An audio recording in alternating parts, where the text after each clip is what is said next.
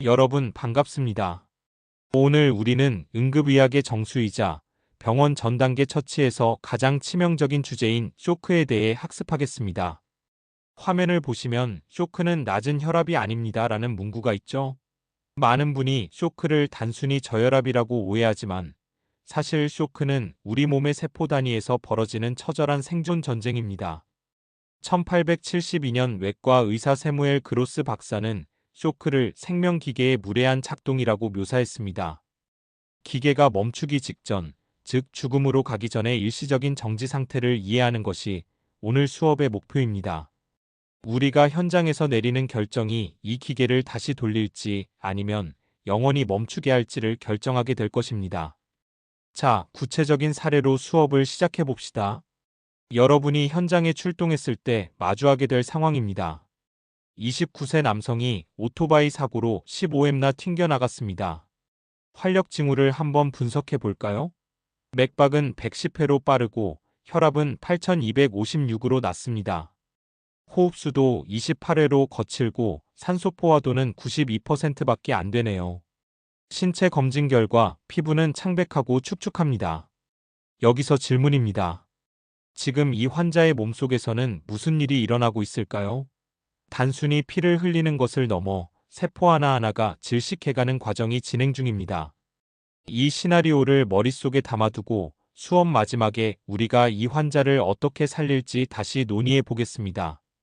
쇼크를 한 문장으로 정의하면 부적절한 조직 관료입니다. 정상적인 유산소 대사에서는 산소와 포도당을 이용해 효율적으로 38개의 ATP 에너지를 만듭니다. 하지만 산소가 끊기면 우리 세포는 비상 시스템인 무산소 대사를 시작합니다. 이 부분은 시험에 정말 자주 나옵니다. 무산소 대사는 에너지 생산량이 19배나 급감하여 단 2개의 ATP만 만들어냅니다. 게다가 젖산이라는 독성 부산물을 남기죠. 젖산이 쌓여 혈액의 pH가 7.20 이하로 떨어지면 심장 근육의 수축력이 억제되어 세포 사멸로 이어집니다. 그래서 무산소 대사는 강력한 백업 시스템이 아니라 꺼져가는 불꽃이라는 점을 명심해야 합니다. 세포에 산소를 전달하는 과정을 설명하는 공식이 바로 피크픽의 원리입니다. 이 원리는 3가지 단계가 완벽해야 작동합니다. 첫째, 폐에서 적혈구에 산소를 실어야 합니다. 둘째, 그 적혈구가 혈관이라는 철로를 타고 운송되어야 합니다. 셋째, 마지막으로 조직 세포에 산소를 내려줘야 완료합니다.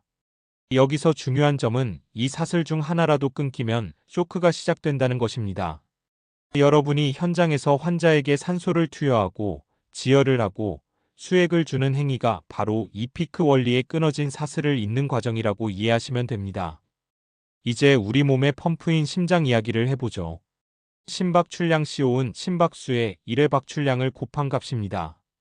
여기서 꼭 기억해야 할 것이 프랑크 마이너스 스탈링 법칙입니다.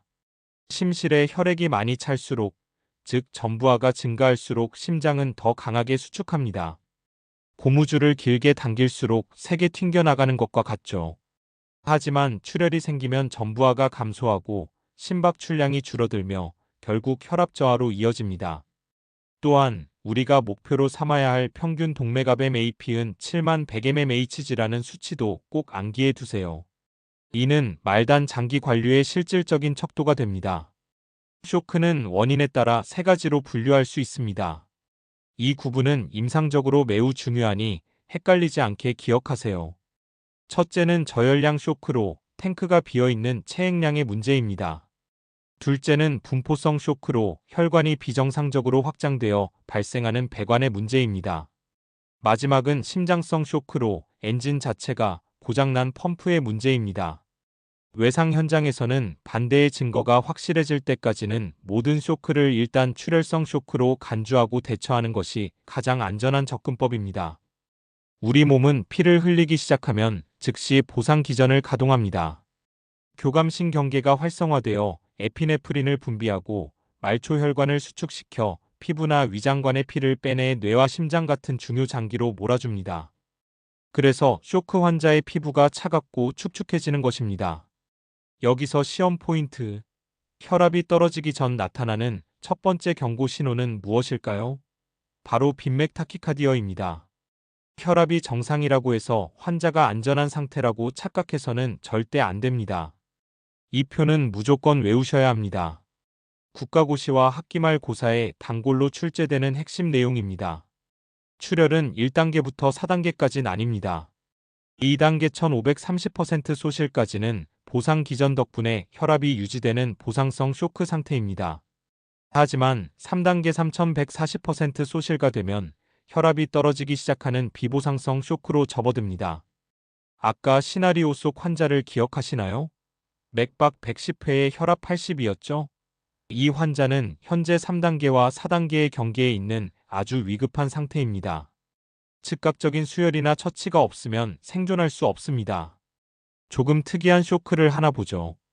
척수 손상으로 인해 발생하는 신경성 저혈압입니다.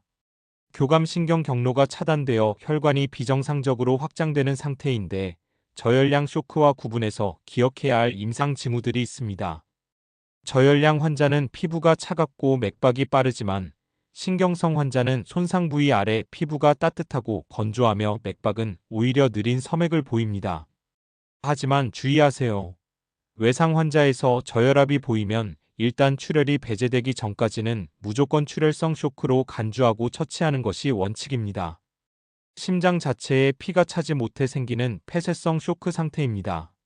대표적으로 심낭에 피가 고여 심실 확장을 막는 심장눌림증과 가슴에 찬 공기가 세로칸을 밀어 대정맥을 꺾어버리는 긴장 기흉이 있습니다. 둘 다 심장으로 돌아오는 혈류인 전부하를 차단해버리죠. 이들의 공통적인 핵심 징후는 목정맥 팽대 JVD입니다. 반면 일반적인 출혈 쇼크에서는 목정맥이 수축해 있다는 점을 통해 원인을 구분할 수 있습니다. 여러분이 현장에서 가장 조심해야 할 것이 정상 혈압이라는 함정입니다.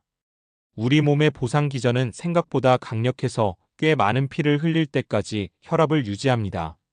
이때 유용한 것이 바로 쇼크 지수 샤크 인덱스입니다. 맥박수를 수축기 혈압으로 나누기만 하면 됩니다.